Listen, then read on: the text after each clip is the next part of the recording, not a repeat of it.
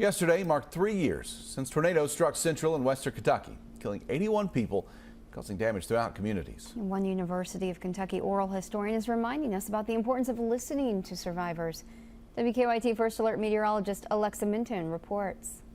I still get angry, and I was trying so hard to be positive. History really matters at the individual level, and people's individual experiences really do matter. Dr. Doug Boyd has worked for the University of Kentucky Libraries for 16 years, helping document historic moments through oral history interviews. What oral history does really well is tell the story about the ordinary, really developing a repository of information that looks at history from a different perspective. So when a former student of his, Dr. Rebecca Freihout, reached out to tell the oral history of the 2021 Mayfield deadly tornado, they interviewed 22 people with varying perspectives about the impact of the event.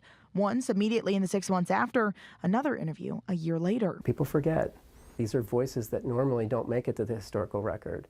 Usually it's the data, it's the overhead pictures of the catastrophe. We're building an archive of these stories that we want people to look at years from now. Today we're going to listen to Matthew Grissom, who describes how he, his fiancée, and a friend were taking shelter in the basement of their home in the downtown area of Mayfield, while their house pretty much took a direct hit.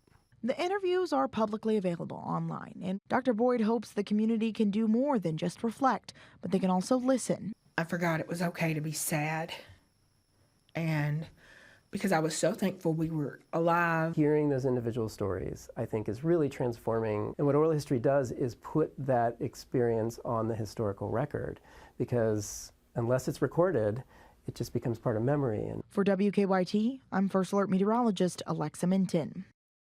And you can find the link to UK's oral history logs and those full interviews from survivors attached to this story on WKYT.com.